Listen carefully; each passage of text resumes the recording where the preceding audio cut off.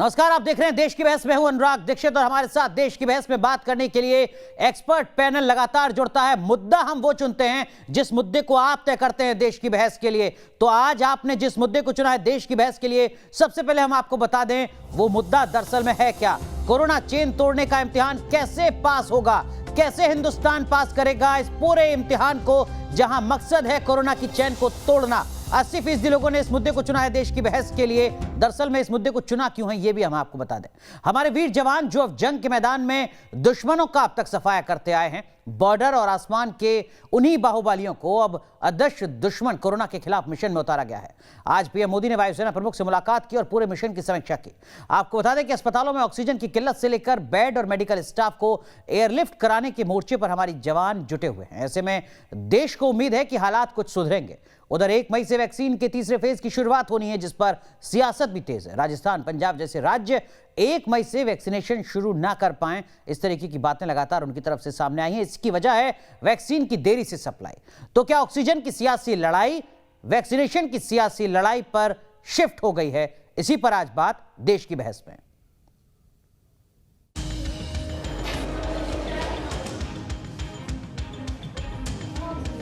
सरहद पर दुश्मनों के दांत खट्टे करने वाली भारतीय सेना के जवान अब अदृश्य दुश्मन कोरोना वायरस के खिलाफ मिशन पर हैं। जल, थल और नभ से संकट काल में मदद के हाथ बढ़े हैं, तो वहीं इस महायुद्ध में दुनिया का साथ मिला है। ऑक्सीजन की किल्लत से निजात दिलाने के लिए हांगकांग से 1000 ऑक्सीजन कॉन्संट्रेटर की खेप आई है, जो अलग अलग इलाकों में भेजे जाएंगे। वहीं 256 ऑक्सीजन सिलेंडर लेकर सिंगापुर वायुसेना का विमान आया है। रैपिड एक्शन की ये तस्वीरें गवाह हैं कोरोना के खिलाफ कैसे पूरी ताकत झोंकी गई है। प्रधानमंत्री नरेंद्र मोदी भी एक्शन मोड में है। उन्होंने वायुसेना प्रमुख air chief marshal RKS Bhadauria से मुलाकात की। इस मुलाकात में वायुसेना प्रमुख ने प्रधानमंत्री को वायुसेना के मिशन की पूरी जानकारी दी। इस समय देश बहुत ही बड़ी मुसीबत में है। कोविड की वजह से हिंदुस्तान की वायुसेना जो है बहुत बड़े पैमाने पर जुट गई है। हर प्रकार से सिविल एडमिनिस्ट्रेशन की मदद करने के लिए, बाहरी देशों से सामान लाने के लिए और विद इन द कंट्री एक जगह से दूसरी जगह के लिए सामान को शिफ्ट करने के लिए, खास करके ऑक्सीजन कॉन्सेंट्रेटर्स। आपको बता दें कि DRDO दिल्ली, लखनऊ, अहमदाबाद समेत कई शहरों में कोविड सेंटर बनाने के मिशन में जुटा है। रक्षा मंत्री राजनाथ सिंह ने ट्वीट कर जानकारी दी कि DRDO आने वाले 3 महीनों में 500 ऑक्सीजन प्लांट लगाने जा रहा है, जिसमें PM केयर्स फंड का इस्तेमाल होगा।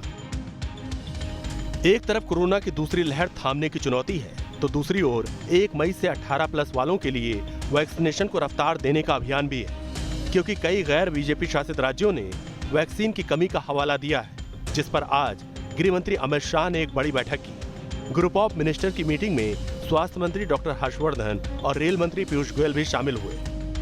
लेकिन इस कड़े इम्तिहान के पास करने के रास्ते में राजनीति भी है। एक दूसरे का साथ देने की बात करते हुए कांग्रेस नेता राहुल गांधी ने ट्वीट किया है, एक दूसरे की सहायता करते आम जन दिखाते हैं कि किसी का दिल छूने के लिए हाथ छूने की जरूरत नहीं है।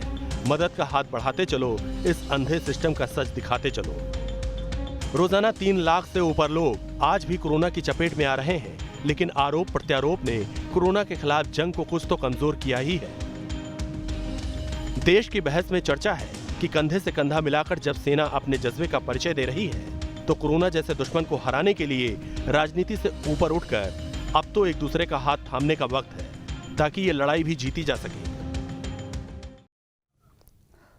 तो देश की बहस में सवाल भी आज यही है, कोरोना की चैन तोड़ने के लिए प्रयास क्या सही दिशा में हो रहे हैं? और जब बात प्रयास की हो रही है तो सिर्फ एक पक्ष की नहीं बल्कि हर पक्ष की, जिसकी भी जवाबदेही है, जिसकी भी भूमिका हो सकती है, क्या वो सही दिशा में अपने प्रयास को कर रहा है? हमारे साथ खास पैनल जुड़ चुका है। आशुतोष जी हमारे साथ जुड़ चुके हैं, वरिष्ठ पत्रकार। हमारे साथ मेजर जनरल GD बख्शी साहब, रिटायर्ड डिफेंस एक्सपर्ट भी हमारे साथ जुड़ रहे हैं। अपराजिता सारंगी सांसद हैं भारतीय जनता पार्टी की, वो भी हमारे साथ जुड़ रही हैं। चरण सिंह सापरा साहब राष्ट्रीय प्रवक्ता हैं कांग्रेस पार्टी के, वो भी हमारे साथ जुड़ चुके हैं। चरण सिंह सापरा साहब, सबसे पहले आपसे, कोरोना की इस चेन को तोड़ने के लिए क्या कांग्रेस पार्टी, देश की सबसे पुरानी पार्टी, सरकार के साथ, देश के साथ है?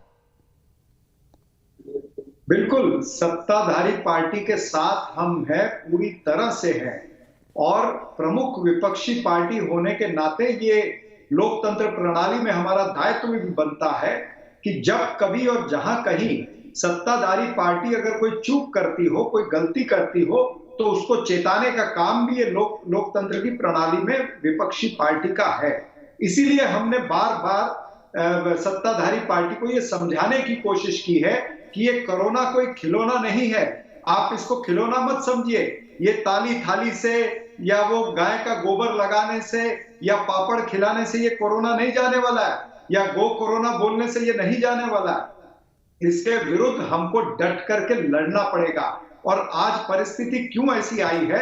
क्योंकि जब कोरोना के खिलाफ पर्याप्त प्लानिंग करने की जरूरत थी, जब यह तय करना था कि ऑक्सीजन के कितने प्लांट देश में लगेंगे, या रेमडेसिविर की प्रोडक्शन किस तरह से बढ़ाई जाएगी, या उसके निर्यात को रोका जाएगा, या फिर और तमाम सारी जो तैयारियां थी, उस समय ये सरकार चुनाव के अंदर लगी थी। दोनों चरण सिंह सापरा साहब जो बातें आपको कह रहे हैं सर, वो बातें सही है, लेकिन जब आपसे शुरुआत में मैंने पूछा कि क्या आप देश के साथ हैं, इस चेन को तोड़ने के लिए सरकार के साथ है, तो आप कहते हैं कि हाँ हम साथ तो हैं, लेकिन आपने अब तक जो सारी बातें कही हैं वो सिर्फ सियासत है, सिर्फ सवाल है।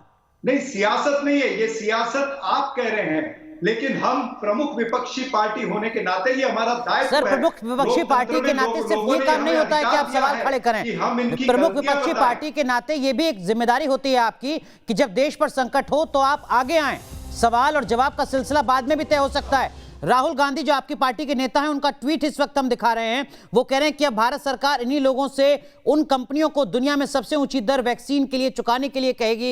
एक बार फिर से सिस्टम जो है वो विफल हो रहा है। वैक्सीनेशन को लेकर, कंपनीज को लेकर सवाल यहां पर राहुल गांधी खड़ा कर रहे हैं। इससे पहले भी कांग्रेस पार्टी के जो तमाम नेता हैं वो वैक्सीन को लेकर सवाल खड़ा करते रहे, उसका जिक्र हम पहले भी करते रहे। राहुल गांधी ने भी ट्वीट किए हैं वैक्सीन को लेकर, राशिद अल्वी जैसे नेताओं ने भी ट्वीट किए हैं, और राशिद अल्वी इकलौते ऐसे नेता नहीं, और भी तमाम नेताओं ने ट्वीट किए हैं।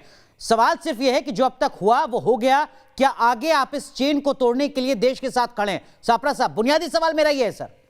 देखिए, आपके बुनियादी सवाल के साथ ही हम खड़े हैं। हम बिल्कुल देश के साथ और मौजूदा सरकार के साथ में हैं। लेकिन आप ये भी देखिए कि जब जब राहुल गांधी जी ने जो बात कही है, राहुल जी ने कहा था कि ये कोरोना सुनामी है, तो कुछ दिन पहले कोर्ट ने भी ये कहा कि ये सुनामी आई हुई है। और अगर राहुल गांधी जी ने रेमडेसिविर के लिए चेताया था या ये कहा था कि जो वैक्सीनेशन है, जो टीकाकरण का अभियान है, उस टीकाकरण के अभियान के लिए हमको इंपोर्ट करने चाहिए विदेश के टीके, तब राहुल गांधी जी का मजाक उड़ाया गया। ये कहा गया कि वो कोई मिडिलमैन बन गए हैं या कोई बीच में दलाली कर रहे हैं। सर, आप सारी बातें अतीत की कर रहे हैं, मैं बात भविष्य की कर रहा हूं। गांधी जी को सापरा साहब, अंतर सिर्फ इतना है कि आप बीते कल की बात कर रहे हैं और मैं आने वाले कल की बात कर रहा हूं, और ये समझने की कोशिश कर रहा हूं कि क्या जो आने वाले वक्त में संकट और बढ़ता नजर आ रहा है, क्या उसको काबू करने के लिए हर शख्स जिम्मेदार है अपनी भूमिका में। आशुतोष सर, क्या आपको लगता है कि पॉलिटिकल पार्टीज में इतनी मैच्योरिटी है कि वो सिर्फ तू मैं ना करें, साथ आ जाएं, एकजुट हो जाएं और इस कोरोना की चेन को तोड़ने में अपनी भूमिका निभाएं?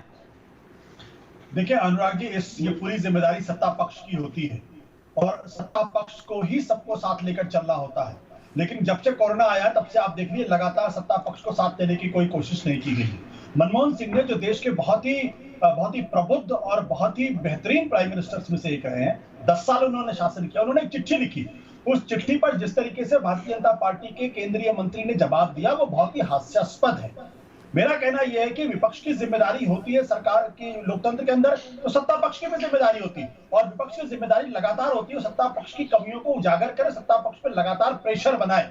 अगर वो प्रेशर बनाने में कामयाब नहीं होता है, इसका मतलब विपक्ष जो है अपनी भूमिका निभाने में कामयाब नहीं होता है। लेकिन आशुतोष सर 10-11 साल सर मैंने भी पार्लियामेंट को देखा है, कवर किया है। सेंट्रल हॉल में राजनीतिक दल, सत्ता और विपक्ष के बीच का अंतर खत्म हो चुका होता है। जब अपने वेतन भत्ते बढ़वाने होते हैं तो सियासत खत्म हो चुकी होती है। जब जीएसटी में किसी प्रोडक्ट को लाना है या नहीं लाना है तो तमाम राजनीतिक दल जो राज्यों की सत्ता में है, अक्रॉस द पार्टी लाइन, वो एकजुट हो चुके होते हैं, अंतर खत्म हो चुका होता है। लेकिन यहां पर अगर कोई भी राजनीतिक दल जो सुझाव देता है, क्या वाकई वो सुझाव है या उसमें सियासत भी होती है? आखिर क्या वजह है कि जो सुझाव सरकार को दिया जाता है वो पहले मीडिया में, सोशल मीडिया में आ जाता है? क्या सिर्फ वो सियासत है सर? नहीं, देखिए इसमें विपक्ष को जिम्मेदार ठहराना मुझे लगता है बिल्कुल ठीक नहीं होगा, क्योंकि सत्ता पक्ष की जिम्मेदारी, आज की तारीख में अगर देश के अंदर संकट है तो लोग ये सवाल सत्ता पक्ष से पूछेंगे, सरकार से पूछेंगे, नरेंद्र मोदी जी से पूछेंगे कि भाई आपने कदम क्यों नहीं उठाए, और अगर आपने कदम नहीं उठाया है तो उसकी जवाबदेही उनकी तय करनी पड़ेगी। लेकिन फिर भी मैं कहता हूं कि देश के अंदर अगर इतना बड़ा संकट है तो देश के प्रधानमंत्री को सारे विपक्षी दल के नेताओं के साथ बैठकर एक साझा प्लेटफॉर्म तैयार करना चाहिए, साथ ही साथ एक साझा कार्यक्रम तैयार करना चाहिए और सबसे गुजारिश करनी चाहिए कि भाई हम आप मिलकर राजनीति छोड़ें और देश के लिए काम करें। हकीकत यह कि आज की तारीख में सत्ता अपनी राजनीति, और आपको लगता है कि प्रधानमंत्री की इस अपील का तुरंत असर दिखेगा और तमाम राजनीतिक दल जो विपक्ष में हैं वो कहेंगे कि हाँ साहब हम तो इसी बात का इंतजार कर रहे थे, वो हम आपके साथ हैं? अगर प्रधानमंत्री को बिल्कुल करना है तो आज नहीं 3 महीने पहले करना चाहिए। अभी तक तो प्रधानमंत्री ने किया नहीं है। देखिए जब क्रेडिट लेने की होड़ लगेगी तब दिक्कत होगी। राहुल गांधी अपनी क्रेडिट लेने में लगे। देखिए मैंने तो बहुत पहले बताया था, प्रधानमंत्री अपनी क्रेडिट लेने में लगे हुए हैं, तो सत्ता पक्ष विपक्ष ये आशुतोष सर कौन क्रेडिट नहीं ले रहा है?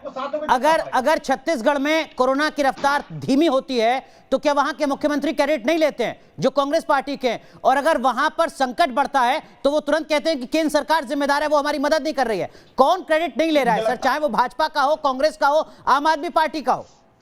मुझे लगता है जो चीज छत्तीसगढ़ के साथ लागू होती है वही चीज मध्य प्रदेश के साथ भी लागू होती है। बिल्कुल लागू होती है। मध्य प्रदेश में लागू होती है वही बात उत्तर प्रदेश में भी लागू होती है। आप देखिए बिल्कुल। उत्तर प्रदेश के मुख्यमंत्री क्या कह रहे हैं? उत्तर प्रदेश के मुख्यमंत्री कह रहे हैं राज्य में ऑक्सीजन की कमी नहीं, बेड की कमी नहीं है। अब अगर आप इस तरीके से काम करेंगे तो लोग तो सवाल पूछेंगे, और सवाल क्यों नहीं पूछेंगे? अगर कोई अस्पताल अगर मीडिया के अंदर आके अपनी बात कहता है तो आप कहते हैं उनके खिलाफ कार्रवाई करेंगे। मैं बहुत साफ तौर पे कहना चाहता हूं, लोकतंत्र 2 पहियों पर चलता है। सत्ता पक्ष और विपक्ष दोनों पक्ष अगर साथ में नहीं चलेंगे तो लोकतंत्र कमजोर होगा। आज की सबसे दुखद त्रासदी यही है कि सत्ता पक्ष को विपक्ष पर भरोसा नहीं है और विपक्ष को सत्ता में भरोसा नहीं है। ठीक है, मेजर जनरल जीडी बख्शी साहब, क्या आपको लगता है कि एक ऐसी महामारी जिससे लाखों लोग अभी परेशान हैं, हर दिन आंकड़ा बढ़ता हुआ नजर आता है, क्या उस पर हमारा पॉलिटिकल क्लास, राजनीतिक वर्ग एकजुट है, मैच्योर है, गंभीर है, या सिर्फ तू में जो नहीं होना चाहिए तब जबकि सेना साथ खड़ी है देश के?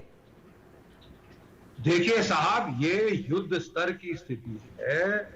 ये आपके लाखों लोग संक्रमित हैं, हजारों की तादाद में लोग मर रहे हैं, और ये जो सेकंड वेव है इसने तो बिल्कुल हमको बाय सरप्राइज लिया है। हमारे देश में ये एक सेल्फ कंग्रेचुलेटरी मोड आ गया था कि कोरोना तो खत्म।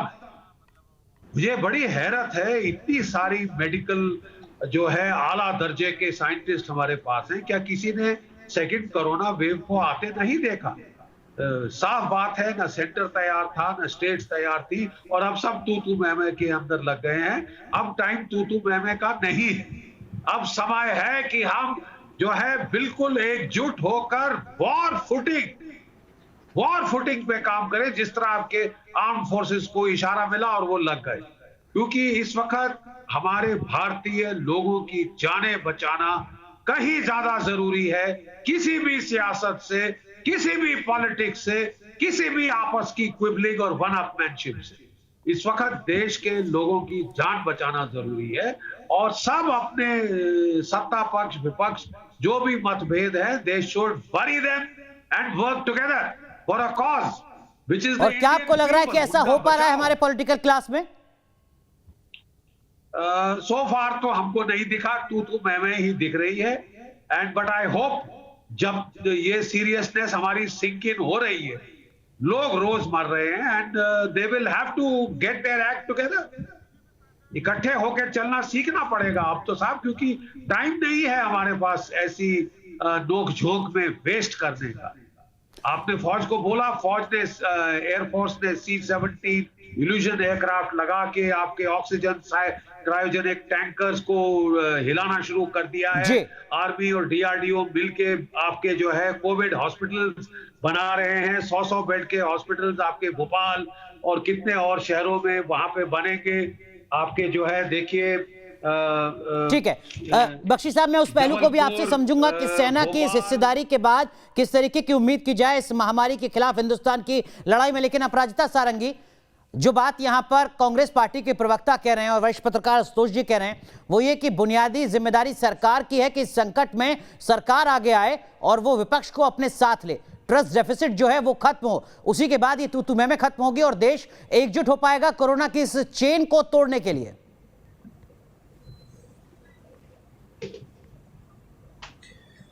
आप सबको मेरा नमस्कार।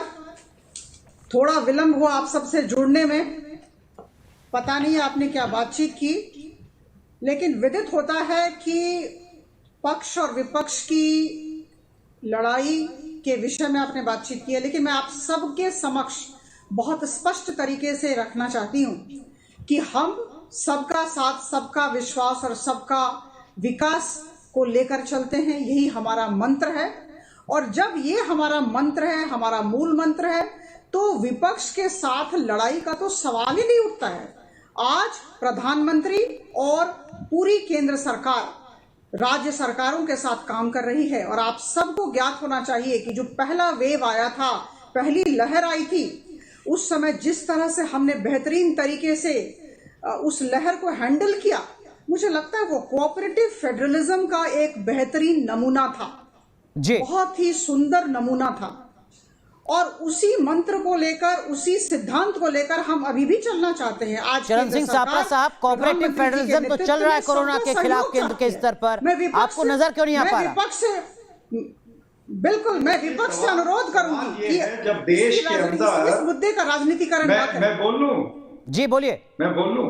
देखिए, जब देश के अंदर रोज 3.5 लाख से ज्यादा लोग संक्रमित होते हो, या फिर 2500 और 3000 के बीच में जो लोग रोज उनकी मौत होती हो, तो निश्चित रूप से ये गंभीर परिस्थिति है। और ऐसी परिस्थिति में वो लोग जो आज भी जुमले बोल रहे हैं, जो 5 ट्रिलियन की इकोनॉमी की बात कर रहे थे, वो आज ऑक्सीजन उपलब्ध नहीं करा पा रहे हैं। और जो लोग स्मार्ट सिटी की बात करते थे, आज श्मशान सिटी बन गया है। तो श्मशान सिटी बनने के बाद भी अगर विपक्ष आवाज नहीं उठाए, अगर हम देख रहे हैं कि लाशों की कतार लगी हुई है, शवागार से लेकर के श्मशान तक कतार में लोग खड़े हुए हैं, तो क्या विपक्ष अपना दायित्व भूल जाए? लेकिन अपराजिता जी कह रही है कि वो तो आपको साथ लेकर चल रही है। उन्होंने कहा सबका साथ, सबका विकास, इसी फॉर्मूले के तहत कोरोना को हराया जा रहा है हिंदुस्तान में। किससे क्या पूछा? अपराजिता सारंगी बीजेपी की सांसद कह रही हैं कि सबका साथ लेकर उसी फॉर्मूले पर हम आगे बढ़ रहे हैं कोरोना को हराने के लिए। आपको साथ लेकर चल रहे हैं वो। कहां सबका साथ? कांग्रेस के नेता जब एक सुझाव देते हैं तो उसके ऊपर 4-4, 5-5 केंद्रीय मंत्री आक्रमण करते हैं। किस तरह से आक्रमण अभी आशुतोष जी ने आपको बताया है। तो ये किसी की एडवाइस सुनने वाले नहीं है, ये अहंकार से भरे हुए हैं, सत्ता के नशे में है, और ये अपनी मनमानी करना चाहते हैं। और आज देश के अंदर ये जो सत्ता का नशा है, क्या यही एक बड़ी वजह है कि हालात लगातार बिगड़ रहे हैं और विपक्ष आप पर सवाल खड़े कर रहा है? संक्षेप में देखिए, मैं कहना चाहती हूं, आप सबके समक्ष रखना चाहती हूं कि हर एक जान हमारे लिए महत्वपूर्ण है। केंद्र सरकार प्रधानमंत्री जी के बलिष्ठ नेतृत्व में दिन रात लगी हुई है, और इसमें राज्य सरकारों के साथ काम करने का प्रयास कर रही है। और मुझे लगता है कि देखिए, स्थिति गंभीर है, मैं मानती हूं, अगर एक भी जान जाती है तो बहुत ही दुख होता है, लेकिन हम अगर थोड़ा सकारात्मक हो तो अच्छा होगा। आज जो ये प्रयत्न हो रहे हैं, सबको साथ लेकर चलने का जो प्रयत्न किया जा रहा है, इसकी वजह से हम सब जानते हैं कि एक दिन में 24 घंटे में 2,60,000 रिकवरी भी हुई है, और हमारा मृत्यु दर अभी 1.12% को आ गया है। और क्यूमुलेटिव वैक्सीनेशन कवरेज हमारा करीबन 16 करोड़ हो गया है। और पिछले ठीक है, आप कह रही हैं कि स्थितियां सुधर रही हैं, लेकिन आशुतोष सर, मैं आता हूं सापरा साहब आपके पास। आशुतोष जी, बीजेपी के सांसद कह रही है कि नेगेटिविटी को खत्म करने की जरूरत है मौजूदा संकट के दौर में। क्या वाकई ये नेगेटिविटी खत्म होती नजर आती है आपको across political parties? Arvind Kejriwal Delhi के मुख्यमंत्री हैं, वो कई बार कह चुके हैं कि केंद्र सरकार से जो भी मदद मिलनी चाहिए थी वो मदद मिल रही है, केंद्र सरकार लगातार सहयोग दे रही है। जब एक पार्टी के नेता, एक राज्य के मुख्यमंत्री ये बात कह सकते हैं, तो बाकी दलों के नेता क्यों नहीं कह पा रहे हैं? नहीं, देखिए अनुराग जी, मुझे लगता है कि अगर विपक्ष लगातार सत्ता से सवाल नहीं पूछेगा, सरकार सवाल नहीं पूछेगा, विपक्ष अपनी भूमिका नहीं निभा पाएगा। ये विपक्ष की जिम्मेदारी है कि लगातार सरकार से तीखे सवाल पूछे, लगातार सरकार की कमजोरियों को उजागर करे, सरकार को जवाबदेह बनाए। सरकार जवाबदेह। मेरा सवाल सर, माफ कीजिएगा आपको रोक रहा हूं, मेरा सवाल सिर्फ इतना था कि अगर अरविंद केजरीवाल को सहयोग नजर आता है तो कांग्रेस को वो सहयोग क्यों नहीं नजर आता? नहीं, मुझे लगता है कि आप अरविंद केजरीवाल से पर्सनली बात करेंगे तो आपको पता चल जाएगा उनको सहयोग नजर आता है, सहयोग नहीं नजर आता। मैं आपको बताना चाहता हूं, 1962 में जब भारत चीन का युद्ध लड़ रहा था, अटल बिहारी वाजपेयी, राम मनोहर लोहिया ने कहा था कि संसद के अंदर जवाहरलाल नेहरू को खड़े होकर जवाब देना पड़ेगा कि भारत इस स्थिति में क्यों पहुंचा। आज की तारीख में कोरोना की इतनी बड़ी क्राइसिस है, तो देश के प्रधानमंत्री से अगर विपक्ष अपना सवाल नहीं पूछ रहा है तो विपक्ष अपनी भूमिका को नहीं निभा पा रहा। और जो लोग निगेटिविटी की बात करते हैं, दरअसल वो इस सरकार को जवाबदेह बनाने से बचाना चाहते हैं, जो लोकतंत्र के लिए खतरनाक बात है। और विपक्ष अगर अपनी भूमिका नहीं निभाएगा, मैंने कहा ना कि मनमोहन सिंह ने एक चिट्ठी लिखी, और आपको याद दिला दूं कि जब नरसिम्हा राव देश के प्रधानमंत्री थे तो कश्मीर का सवाल था और अटल बिहारी वाजपेयी को भारत के डेलीगेशन का चेयरमैन बनाकर यूएन भेजा गया था। वो थी सब विपक्ष को साथ लेकर चलने की कोशिश। आज मैं पूछना चाहता हूं सरकार से, सरकार ने विपक्ष के किस नेता के साथ बैठकर मंत्रणा की, किस नेता के साथ कहा कि भाई मुझे बताइए क्या करना चाहिए? अगर देश कोरोना से निपट पाएगा तो उसका क्रेडिट मैं बोलना चाहती हूं मोदी की को जाएगा, प्रधानमंत्री को जाएगा। अज्ञानता का परिचय न दें। सारंगी जी, आप अपने तथ्य जुटाइए, अज्ञानता का परिचय न दें। मैं बख्शी साहब का भी रुख करूंगा, लेकिन हम अपने कार्यक्रम में दर्शकों को भी शामिल करते हैं। गांधीनगर से दिव्य त्रिवेदी हैं हमारे साथ। जी त्रिवेदी जी, कहिए अपनी बात। नमस्कार, मैं न्यूज नेशन के माध्यम से ये कहना चाहता हूँ कि किसी एक नागरिक को सत्ता पक्ष या विपक्ष से कोई लेना देना नहीं होता है। नागरिक को लेना देना होता है तो अच्छे सुशासन से होता है, अच्छे अस्पतालों से होता है, अच्छे डॉक्टरों की सेवा से होता है। मुझे कहते हुए बेहद गर्व की बात है कि जिस तरह से नरेंद्र मोदी सरकार में जिस तरह से ये कार्य किए गए हैं, पूर्व सैन्य कर्मी डॉक्टरों को भी सेवा में लगाए गए हैं। मैं जीडी बख्शी साहब को भी नमन करना चाहता हूँ, आप जैसे आर्मी वीरों को भी नमन करना चाहता हूँ कि जो देश सेवा की आपने जो देश सेवा की है वो काबिले दाद है। सरकार अपनी ओर से काम कर ही रही है और विपक्ष से करता भी अपेक्षा न रखे कि विपक्ष ऐसी अपेक्षा न रखे कि सरकार आगे आएगी उनको इनवाइट करने के लिए। अगर ये कैसा विपक्ष है? अगर सरकार को ही आगे आना होता तो आपकी जरूरत ही क्या होती? वो खुद ही निपट लेती। लेकिन कटौती के काल में सरकार को और विपक्ष को एकजुट होकर कार्य करना चाहिए। उसमें कोई विपक्ष नहीं होता, ना सत्ता पक्ष होता है। ठीक है, जिस तरह से लेकिन ठीक है, अहम बात आप यहाँ पर कह रहे हैं त्रिवेदी जी। सारंगी जी, मैं आपके पास आऊंगा, लेकिन मेजर जनरल जीडी बख्शी साहब, जो सवाल आप कर रहे थे सर, सेना की भूमिका, अब सेना अपने स्तर पर जो भी मुमकिन हो सकता है वो कर रही है लगातार। सेना के सामने आने के बाद आने वाले वक्त में किस तरीके की स्थिति आपको नजर आती है? क्या इससे पहले भी ऐसा कभी हुआ है कि कोई महामारी देश में आई हो और वहां सेना ने इस तरीके से अपनी भूमिका निभाई हो? और क्या हम मानकर चलें कि आने वाले वक्त में स्थितियां सुधरने जा रही हैं? देखिए साहब, मैं कहना चाहता हूं कि जब भी कोई विपदा हमारे देश पे आई है, अर्थक्वेक हो, फ्लड्स हो, बाढ़ हो, फर्स्ट रिस्पॉन्डर्स आपकी वो आर्म्ड फोर्सेस होते हैं, because they are the best placed equipment wise, organisational ethos wise, वो सबसे एफिशिएंसी वाइज वो बेस्ट प्लेस्ड हैं और वो फर्स्ट रिस्पॉन्डर्स होते हैं। और बड़ा फर्क पड़ता है जब वो लोग आते हैं। पिछले साल ये जब महामारी की ये दौर शुरू हुआ था तो उस वक्त आपको याद होगा चीन भी बॉर्डर पे था। एक बड़ी चिंता ये थी कि हमारी फौज बीमार ना पड़ जाए, लड़ेंगे किससे? सर खाक से। इसलिए जो है फौज को डायरेक्टली इतना इन्वॉल्व नहीं किया गया था, लेकिन तब भी फौज ने डीआरडीओ के साथ मिलके अपने रिटायर्ड अफसरों को लेके, रिटायर्ड पर्सनल को लेके हमने जो है कोरोना हॉस्पिटल्स एस्टैब्लिश किए थे। और वो अनफॉर्चुनेटली बहुत सारे डिसबैंड हो गए जनवरी में, ताकि लोगों ने सोचा कि महामारी खत्म। अब जब ये फिर से विपदा सेकंड म्यूटेशन जो आई है, तो अब आप देख रहे हैं कि फिर जो है बेस हॉस्पिटल दिल्ली जो है, ये 900 कोविड के बेड्स आपको कोई अप्रैल के एंड तक, आपको इस महीने के एंड तक 900 एडिशनल बेड्स मिल जाएंगे। और भी शहरों में हम 100 के एडिशनल अस्पताल जो है वो बना रहे हैं। जो ऑक्सीजन की कमी है उसके लिए हम जो है क्रायोजेनिक टैंकर्स को फ्लाई कर रहे हैं, अपने हेलीकॉप्टर, अपने C-17 इल्यूशन जो हमारे जेट्स हैं, सिंगापुर तक से हम फ्लाई करके लाए हैं ये जो ऑक्सीजन के टैंकर्स। हमारे लिए ये युद्ध स्तर पे काम करने का समय है। देखिए, मैं आशुतोष जी से बिल्कुल सहमत हूं। विपक्ष का काम है अपोज करना, ऑपोजिशन का काम है अपोज करना, सरकार को अपने ऑन इट्स फीट रखना, सरकार को क्वेश्चन करना। लेकिन जब युद्ध की स्थिति आती है, जब भारी विपदा पड़ती है, that is the time not to oppose but to close ranks. जब दुश्मन गेट पे आ गया है दरवाजे पे आपके किले के द्वार पे खटखटा रहा है, उस वक्त आप जो है अपनी आलोचना बाद के लिए छोड़ते हैं, क्लोज रैंक्स करते हैं, सारा देश इकट्ठा होता है, बाई पार्टिजन कंसेंसस। ये भी डेमोक्रेसी का एक सिद्धांत है। बिल्कुल आशुतोष जी, आपको लगता है जो बात बख्शी साहब कह रहे हैं वो बेहद अहम सुझाव है सर, थोड़ी परिपक्वता हमें दिखानी होगी, थोड़ी गंभीरता दिखानी होगी। नहीं, यही सवाल तो मैं सत्ता पक्ष से पूछता हूं, सत्ता पक्ष को भी गंभीरता दिखानी पड़ेगी। मैं तीन सवाल पूछना चाहता हूं। अभी जीडी बख्शी साहब ने बड़ी अच्छी बात कही। ये जब पिछली बार जब कोरोना आया था तो देश के सारे बड़े एक्सपर्ट कह रहे थे कि दूसरी वेव आएगी, तीसरी आएगी, चौथी आएगी, पांचवी आएगी। सरकार ने कौन सी तैयारी की? कोई तैयारी नहीं की, बल्कि आपको भी उन्होंने कहा कुछ हॉस्पिटल्स बनाए गए, कोविड को उनको डिसमेंटल कर दिया गया। देश के स्वास्थ्य मंत्री कह रहे थे कि एंड गेम शुरू हो गया है।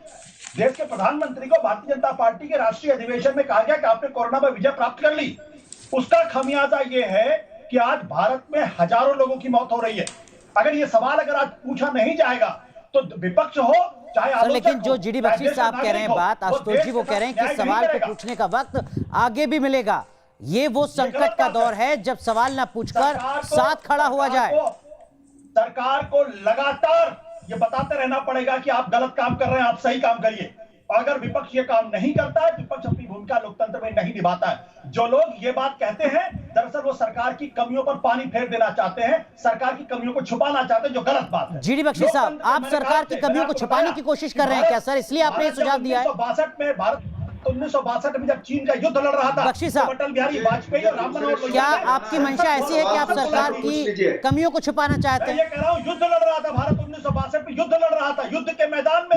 मैं 10 सेकंड लेना चाहूंगा, फिर मुझे जी बख्शी साहब, आशुतोष सर आपने बात कही, सर आप कह चुके अपनी बात। देना पड़ा था। बख्शी साहब सवाल खड़े करिए तो आपको देशद्रोही करार दिया जाता है, क्योंकि बख्शी सर देखिए साहब, मैं फिर एक बार दोहराता हूं, ऑपोजिशन का काम अपोज करना है, उसे अपना धर्म निभाना चाहिए। लेकिन तमाम प्रजातंत्रों में अक्रॉस द वर्ल्ड जब कोई नेशनल क्राइसिस आता है, जब कोई नेशनल इमरजेंसी आती है, तो हमेशा by partisan consensus cutting across party line किया जाता है। एक्सटर्नल इमरजेंसी हो, इंटरनल इमरजेंसी हो, उसमें अक्रॉस पार्टी लाइंस आपको मिलजुट के काम करना पड़ता है। उसके बाद जब खत्म हो जाती है लड़ाई, जब आप लड़ाई जीत जाते हैं या स्टेबलाइज कर देते हैं, that is the time you must ask question, ताकि ये फिर ना हो। If somebody has gone wrong then he is accountable, he must be taken to task.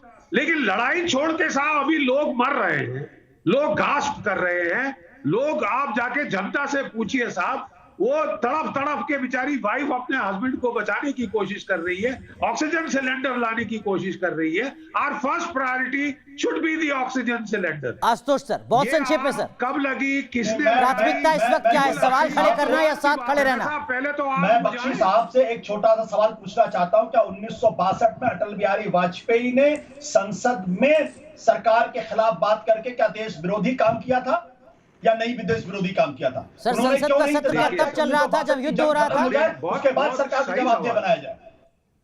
देखिए साहब, 1962 कोई बड़ा अच्छा एग्जाम्पल नहीं है। 71 की लड़ाई में वाजपेयी जी ने क्या कहा था? उन्होंने इंदिरा गांधी को दुर्गा कहा, कहा था कि नहीं कहा? That is a successful example. 62 में तो डिजास्टर ही डिजास्टर था साहब, शुरू से लेके आखिर तक। आज भी डिजास्टर से लेके आखिर तक, but that was not the right example to site.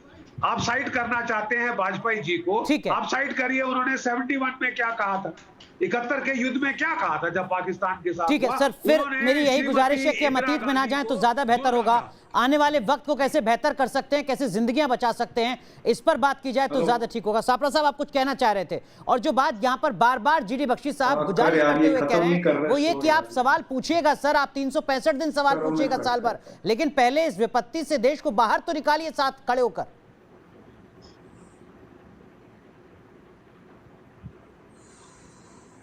Sapra साहब, चलिए लगता है संपर्क कट गया सापरा साहब से, लेकिन सारंगी जी, क्यों ये सवाल बार बार विपक्ष आपसे कर रहा है कि आप विपक्ष की बात को नहीं सुन रहे हैं, विपक्ष को साथ लेना नहीं चाहते हैं?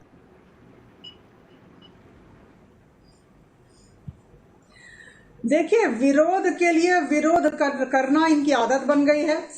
आदरणीय प्रधानमंत्री जी और केंद्र सरकार पर आक्रमण करना इनका फैशन है और इन्हें डिजीज लगी हुई है, जैसे अंग्रेजी में हम कहते हैं सिनिसिज्म।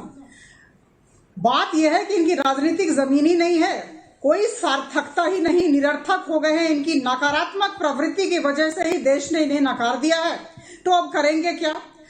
बहुत अच्छी बात जीडी बख्शी साहब ने कही, मैं भी पुनरावृत्ति करूंगी कि अभी नेशनल इमरजेंसी है, अभी सिचुएशन बहुत खराब है, परिस्थिति बहुत खराब है। अभी हम सबका दायित्व बनता है, क्या पक्ष क्या विपक्ष, कौन किधर, जो निष्पक्ष है वो भी हम सब अभी केंद्र सरकार की सहायता करें, राज्य सरकारों की सहायता करें। और ये कहते वक्त मैं ये भी कहना चाहती हूं कि आदरणीय प्रधानमंत्री जी ने 3 बार सारे मुख्यमंत्रियों के साथ बातचीत की और जो भी स्ट्रैटेजी तैयार की गई है मुख्यमंत्रियों के साथ बातचीत करके तैयार की गई है। बहुत सारे मुख्यमंत्रियों ने कहा कि उन्हें स्वतंत्रता चाहिए, कार्यान्वयन में उन्हें उस तरह की स्वतंत्रता दी गई।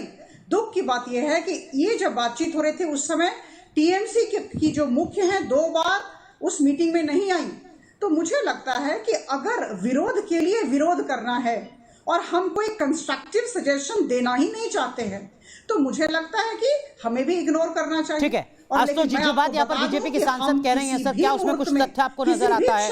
उन्होंने कहा कि देखिए, मुख्यमंत्रियों के साथ लगातार बैठक प्रधानमंत्री ने की है, राज्यों से लगातार इनपुट आते हैं केंद्र के पास और उसके स्तर पर जो भी मुमकिन मदद होती है वो की जा रही है। अगर सेना को भी कहीं डिप्लॉय किया जा रहा है, सेना को भी कहीं भेजा जा रहा है, तो राज्यों के इनपुट्स के आधार पर ही लगातार भेजा जा रहा है। फिर ये क्यों कहा जा रहा है कि कॉन्फिडेंस का कहीं कमी है? अभी जो अपराजिता जी की जो शुरू की भाषा थी, अगर आप सिर्फ उसको ही निकाल के देख लें तो आपको इस बात का अंदाजा लग जाएगा विपक्ष को लेकर सत्ता पक्ष का कंटेम्प्ट क्या है। मैं इनको एक छोटी सी याद दिला देना चाहता हूं। अभी बख्शी साहब ने कहा कि 62 का उदाहरण अच्छा नहीं है। 2008 26/11 और उस वक्त गोलियां चल रही थी अंदर, भारत एक बहुत बड़े संकट से गुजर रहा था। देश के मौजूदा प्रधानमंत्री और उस वक्त गुजरात के मुख्यमंत्री वो गए बॉम्बे, उन्होंने प्रेस कॉन्फ्रेंस करके जिस तरीके से सरकार की धज्जियां उड़ाई हैं, वो अपने आप में इस बात का उदाहरण है। क्या वो उस वक्त राष्ट्र की भूमिका निभा रहे थे? क्या वो सरकार की मदद कर रहे थे, या वो सरकार के साथ कंस्ट्रक्टिव क्रिटिसिज्म कर रहे थे? मैं बार बार कहना चाहता हूं कि उस वक्त जिस तरीके से देश के गृह मंत्री की आलोचना भारतीय जनता पार्टी ने की थी, जिस तरह मनमोहन सिंह की आलोचना की थी, क्या वो अपनी भूमिका निभा रहे थे विपक्ष की, या फिर वो भी राजनीति करने के लिए राजनीति कर रहे थे? मेरा अपना कहना यह है कि विपक्ष का काम है सरकार को लगातार ऑन टोज रखना, उनको लगातार ये बताना कि देश आपको देख रहा है और आपको माफ नहीं करेगा अगर आप गलती पे गलती करते जाएंगे। इस सरकार ने पिछले 6 महीनों के अंदर वो मॉन्यूमेंटल गलती की है जिसका खमियाजा आने वाला इतिहास कैसे भुगतेगा मुझे नहीं मालूम। हजारों तो क्या इसका मतलब यह है कि हम बीते कल की गलतियों पर ही रोते रहें, अभी हाथ मिलाने का या आने वाले वक्त के लिए साथ मिलकर आगे बढ़ें और हालात को सुधारने की कोशिश करें? नहीं, मैं पूछना चाहता हूं कि भारतीय जनता पार्टी के प्रवक्ता 10 उपलब्धियां अपनी गिना देंगे, हो सकता है उन उपलब्धियों पर सवाल खड़ा किया जाए, लेकिन क्या यही होगा सर कि हमने पिछले 1 साल में ये किया या आपने 1 साल तक कुछ नहीं किया? या ये सवाल होना चाहिए कि आने वाले वक्त में अब आप क्या साथ आगे बढ़ने के लिए तैयार हैं? मुझे बड़ा किस पर होनी चाहिए कहना पड़ता है, मुझे बड़ा अफसोस के साथ कहना पड़ता है कि देश का सत्ता पक्ष विपक्ष की बात को सुनना ही नहीं चाहता। अन्यथा मनमोहन सिंह की चिट्ठी का जवाब बहुत प्यार से उनको समझा के करना चाहिए। आशुतोष जी, जो आप आरोप लगा रहे हैं उसका जवाब हम एक सूबे के मंत्री से ही लेते हैं। हमारे साथ मध्य प्रदेश के चिकित्सा शिक्षा मंत्री विश्वास कैलाश सारंग साहब जुड़ चुके हैं। सारंग साहब, क्या विपक्ष को साथ में लेकर कोरोना की इस लड़ाई को लड़ने की कोशिश नहीं की जा रही है क्या? मुझे आपकी आवाज समझ में नहीं आ रही।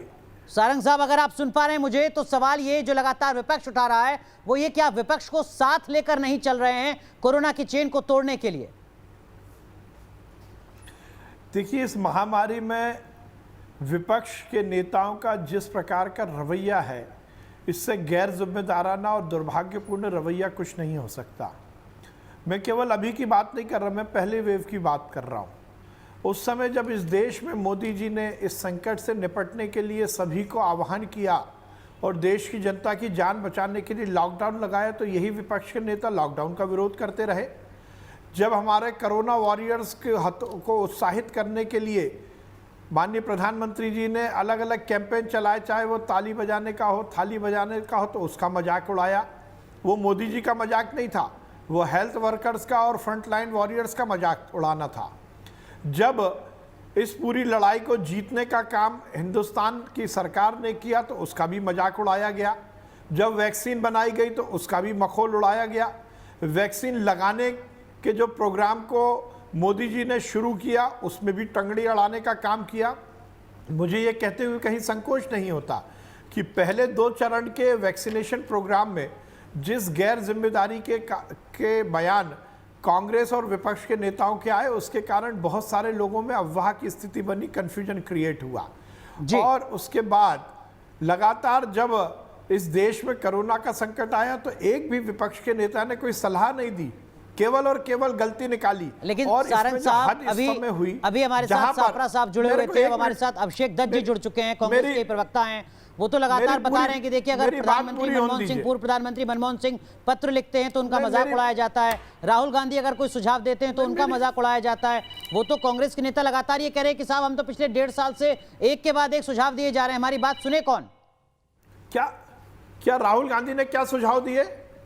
आप बताइए, राहुल गांधी ने क्या सुझाव दिया? आप डॉक्यूमेंट्री है कि ये डॉक्यूमेंट्री प्रूफ है कि इस राहुल गांधी ने कहा था कि आप गलत ढंग से काम कर रहे हैं, और पूरी दुनिया ने माना था कि मोदी जी ने बहुत अच्छे से इसको डील किया है। वैक्सीन की जब बात आई तो ये मजाक उड़ाया गया कि ये वैक्सीन गलत है। कांग्रेस के नेताओं ने कहा कि ये भाजपा की वैक्सीन है, मोदी की वैक्सीन है, इसको हम नहीं लगवाएंगे। और आज वही कांग्रेस के नेता कह रहे हैं कि वैक्सीन सबके लिए फ्री कर दी जाए। मोदी जी ने जब वैक्सीन बनाई, मोदी जी के माध्यम से इस देश के माफ कीजिएगा, मैं आपको एक सेकंड के लिए रोक रहा हूं। अभिषेक दत्त राष्ट्रीय प्रवक्ता हैं कांग्रेस के।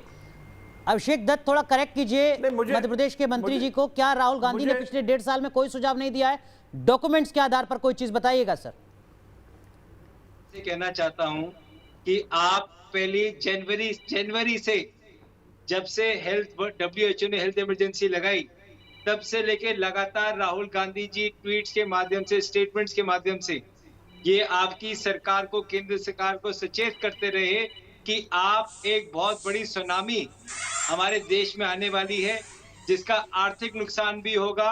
अगर आज आपने तैयारी नहीं करी तो आने वाले समय में एक व्यक्ति इससे परेशान होगा। उन्होंने बात करी MSME वर्कर्स की। सर मुझे बात कंप्लीट करने दीजिएगा प्लीज। उन्होंने बात करी MSME वर्कर्स की, उन्होंने बात करी फ्रंटलाइन वॉरियर्स की, उन्होंने कहा नमस्ते ट्रंप मत कीजिए।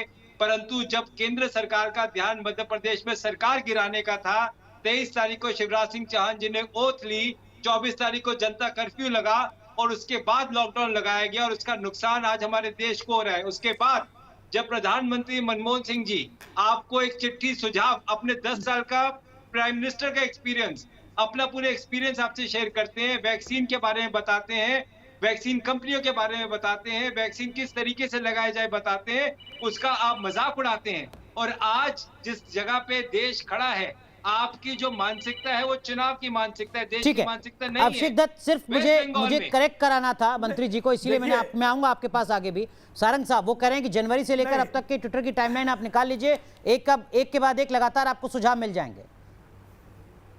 देखिए ये वही कांग्रेस के नेता ये मध्य प्रदेश में सरकार गिराने की बात कर रहे हैं। मैं इनको दिव्य ज्ञान देना चाहता हूं। जब मध्य प्रदेश और देश में कोरोना शुरू हुआ था उस समय कमलनाथ जी मध्य प्रदेश के मुख्यमंत्री थे, और मैं इन्हें बताना चाहता हूं कि मध्य प्रदेश का सबसे बड़ा हॉटस्पॉट जो इंदौर है, उस समय जब कोरोना का पीक था, जब कोरोना वहां फैल चुका था, जब कमलनाथ जी वहां आईफा अवार्ड की पार्टी मना रहे थे और कोरोना को लेकर उन्होंने कोई समीक्षा बैठक तक नहीं की थी। ये इतनी बातें करते हैं तो मैंने बताना चाहता हूं, जब कांग्रेस की सरकार नहीं, बात राहुल गांधी के सुझावों की थी सर। 60 केवल 60 मध्य प्रदेश की सरकार के भविष्य और भूत को लेकर बात नहीं कर रहे सर, राहुल गांधी के सुझाव, विपक्ष के सुझाव। आपने पूरा सुना नहीं। देखिए यदि आप मुझे बोलने देंगे तो मैं यहां पर रहूंगा। उन्होंने मध्य प्रदेश में सरकार गिराने की बात की और इन्होंने दिनांक तक बोली है कि शिवराज सिंह चौहान जी ने 23 तारीख को ओथ ली थी और 24 तारीख को ये किया था। उसी का मैं जवाब दे रहा हूं, मैं उसी का जवाब दे रहा हूं। नहीं तो अगर ये बात भी बोली है अभिषेक जी ने तो वो उसका कोई मतलब नहीं है। यहाँ पर सवाल सिर्फ ये था अभिषेक जी से भी, और उसी का जवाब मैं आपसे ले रहा हूँ। राहुल गांधी ने सुझाव दिया लगातार, अभिषेक जी ऐसा बता रहे हैं, नहीं, आपने कोई कहा कि सुझाव राहुल नहीं गांधी ने दिया। कोई सुझाव अरे नहीं राहुल दिया। गांधी हम को बात इस कोरोना देश की कर रहे हैं, धरातल मध्य प्रदेश नहीं के राजनीतिक मालूम, भविष्य की राहुल गांधी को इस देश भूत का की बात नहीं भूगोल कर रहे हैं। मालूम, राहुल गांधी को इस देश की आर्थिक सामाजिक स्थिति नहीं मालूम, वो क्या एडवाइस देंगे? एक भी कांग्रेस के नेता को आप बता दीजिए जिसने कंस्ट्रक्टिव बात की हो इस महामारी के दौर में, जब पूरे देश को एक साथ खड़ा होना था, ये विपक्ष के नेताओं ने राजनीति की।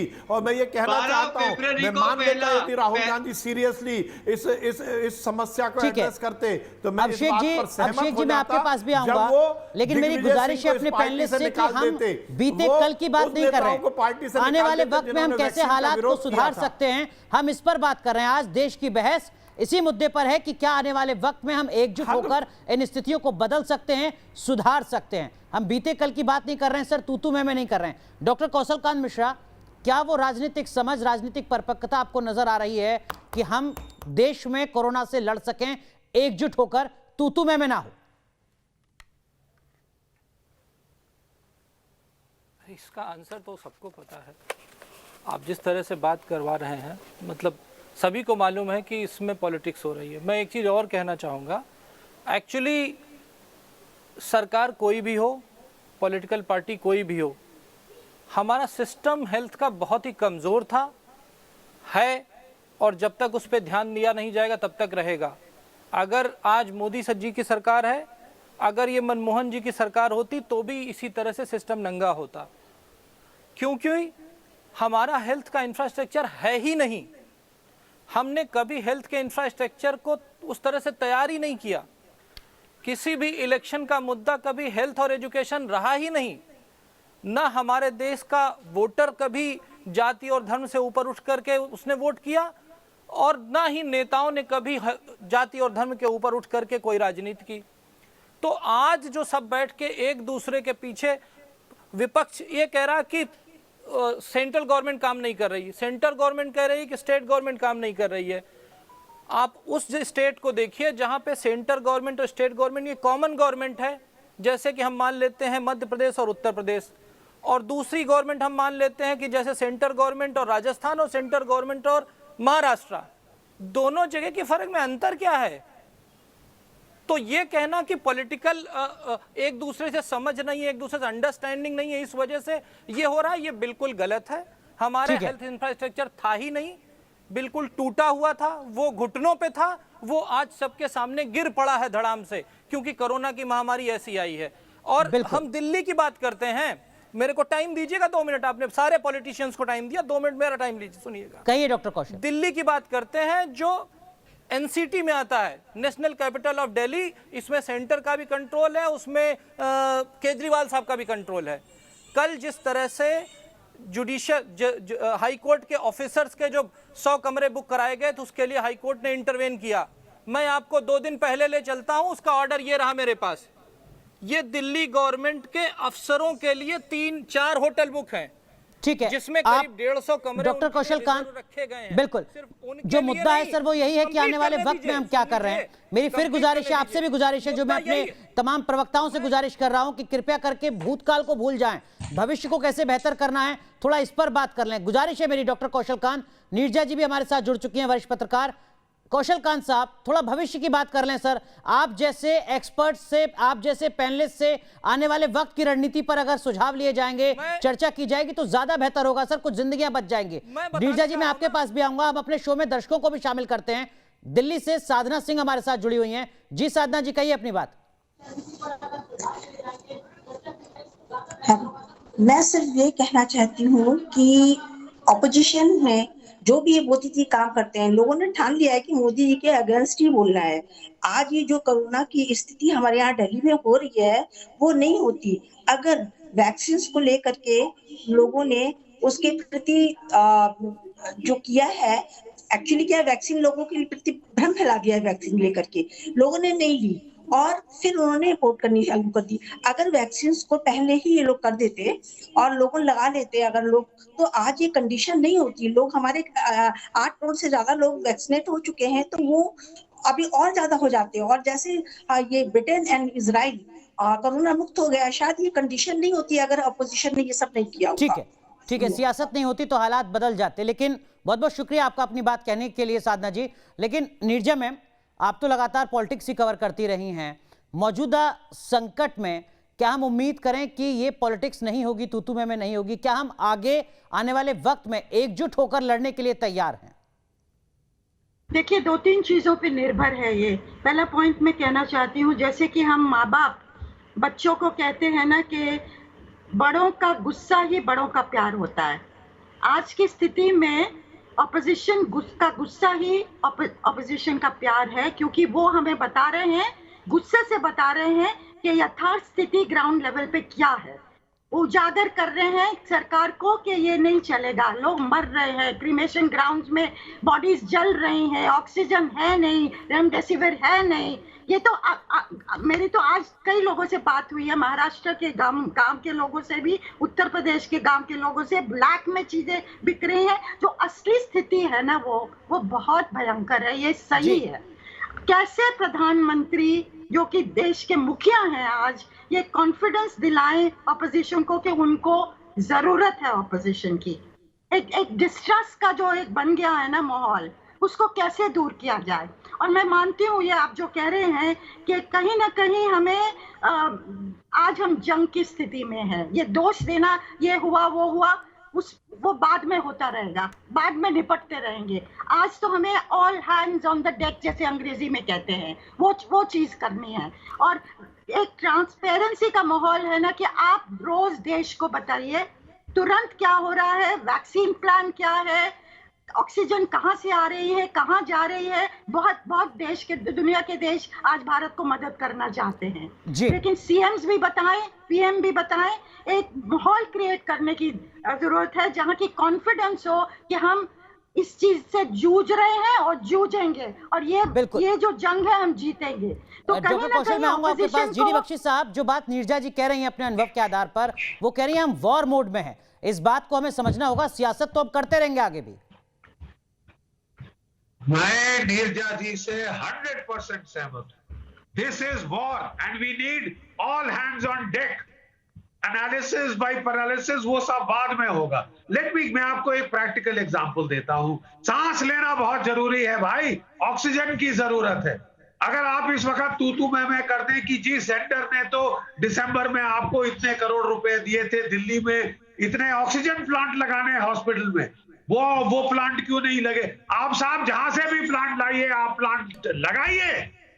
द टाइम नाउ इज, ये नहीं हम विश्लेषण कर सकते कि आग कैसे लगी, कब शुरू हुई, कितने बजे शुरू हुई। आग को बुझाइए, पानी फेंकिए आग के ऊपर, ऑक्सीजन पहुंचाइए।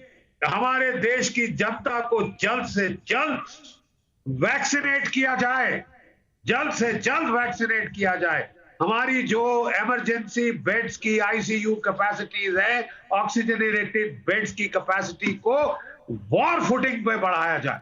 क्या वजह है कि जिस बात को आप जैसे जर्नलिस्ट समझ रहे हैं, जीडी बख्शी साहब जैसे जो तमाम अनुभवी लोग हैं वो समझ रहे हैं कि ये वार जैसी सिचुएशन है, इसमें तू मैं नहीं, आगे आके स्थितियों को बदलना होगा। जो हमारा पॉलिटिकल क्लास है वो समझने के लिए तैयार नहीं है, वो अभी भी तू मैं के दायरे में ही है। अभी भी देखिए दोनों तरफ से है, लेकिन मैं मानती हूँ कि ज्यादा इनिशिएटिव सरकार की तरफ से होना चाहिए। सब पार्टी के नेताओं को बुलाएं, प्रधानमंत्री क्लोज डोर में बहुत लोगों को बुलाने की नई जरूरत है, रिप्रेजेंटेटिव ग्रुप को बुलाएं कि कैसे ये करना है, कैसे बढ़ना है। अगर प्रधानमंत्री कहें सारा दोष मेरा ही है, मैं हूँ टॉप मैन, मैं सारा दोष लेने के लिए तैयार हूं, पर अब से हम ये करने जा रहे हैं। आपकी मदद की जरूरत है मुझे। और कई चीजें हैं जो आइडियाज आएंगे। कांग्रेस बहुत अनुभवी पार्टी है और पार्टियां अनुभवी हैं, उनके अनुभव को लीजिए ना। और ठीक है, तो क्या अपराजिता सारंगी आप इस पहल के लिए तैयार हैं जो वरिष्ठ पत्रकार नीरजा जी यहाँ पर दे रही हैं? और अभिषेक जी, अगर ऐसी कोई पहल होती है तो क्या उसके बाद भी सिर्फ सियासत होगी या साथ में लड़ा जाएगा इस लड़ाई से? और कौशल जी, आने वाले वक्त में क्या कदम उठाने की जरूरत है? ये तीनों चीजें मैं लौट कर पूछूंगा आपसे। एक छोटा सा ब्रेक यहाँ पर ले रहे हैं, तुरंत हाजिर हो रहे हैं।